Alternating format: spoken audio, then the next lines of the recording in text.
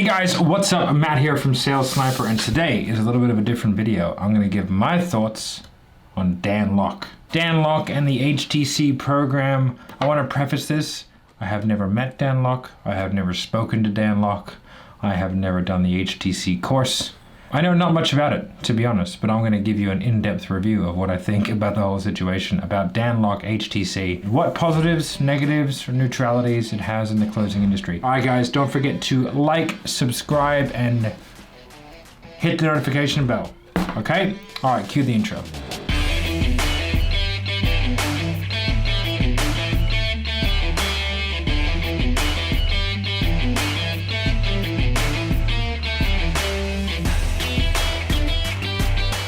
The SIFU, the man, the myth, the legend, the billionaire code, Dragon 100, all that kind of stuff, international man of mystery. Let's go over some of the good.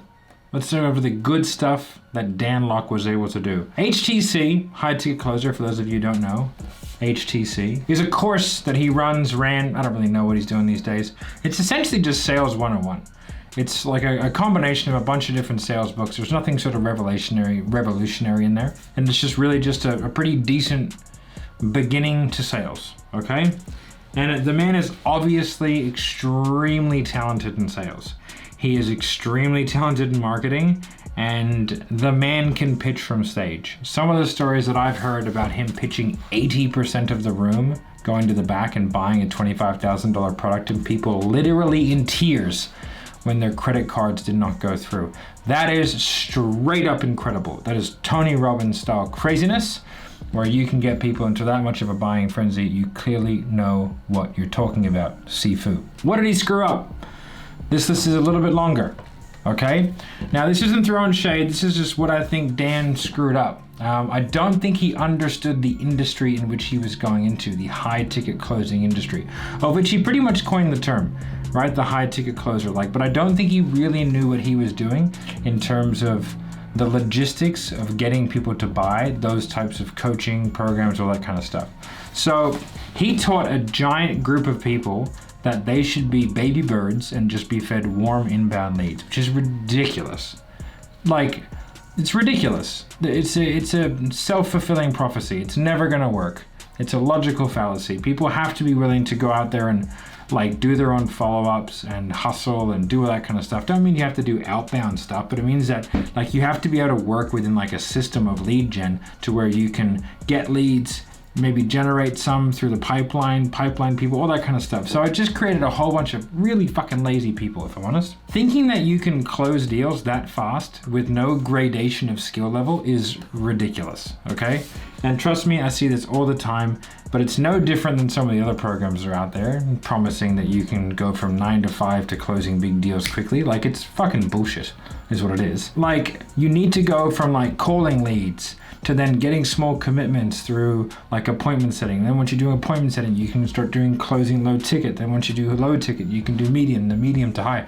There needs to be a gradation of skill level. Otherwise it just doesn't work. People just get frustrated.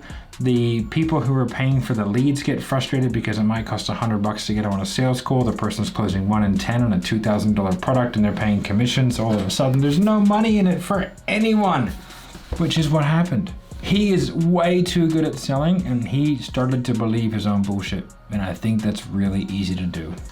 And I hope to get big enough one day where I believe my own bullshit. One day. What do I think of the closers that come out of the HTC? The closers in black, as they call themselves. Well, most of them are terrible, but they're no worse than any of the other people that come from any high ticket selling course where they're looking to replace their 9 to 5. They are no worse. They are no better. That's just the way it is. I won't teach newbies. I don't have any courses, nothing. My closing code is very specifically for people who are running their own business or doing sales or something like that. I'm not teaching people how to go from zero to hero. It's not what I'm doing. I don't teach them for that reason, because I have had people come to me and say, hey, I want a high ticket close. I want to get into it. What do I need to do? And I say, are you willing for me to develop you for 6 to 12 months? I don't want any money off you, but you are going to do work and you're going to work for free, or you're going to work for commissions only on small appointment setting accounts or cold calling or getting people reactivated from no-shows and all that kind of stuff. And then you're going to get get a percentage of whatever the closer makes. But in exchange for that, I will develop you and put a pathway in place for you to close.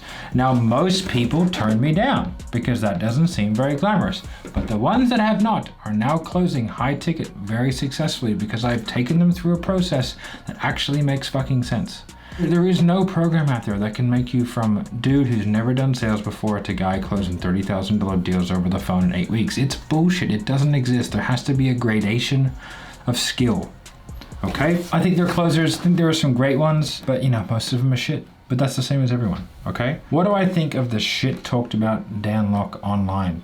It's very interesting. So I went into a CoffeeZilla loop. Shout out to CoffeeZilla. I love what he does. I think there's some hilarious videos on there, some really good ones. So check it out. But I think that like anyone who gets that big is probably going to piss a lot of people off along the way. And he rose like a hockey stick to stardom. He came out of nowhere, that dude. And so like I've watched the CoffeeZilla videos and I agree with some of the points of some of the guys. Like I think the marketing was, you know, probably not the most honest thing, but I don't know that Dan didn't believe it. And so I think he thought that he could take people from zero to hero, and he believed his own hype and his own bullshit without really understanding what it takes to be a full-time sales rep selling coaching and consulting remote from your house. Okay? My honest feedback on some of those videos is those guys are just whinging little bitches who made a series of bad decisions and are trying to blame somebody else for it. And they sucked at sales. Because had they have been good at sales and had they have actually like done everything and gone into it and realized that this is just like the first stepping stone in a series of stepping stones to get to where they want to be.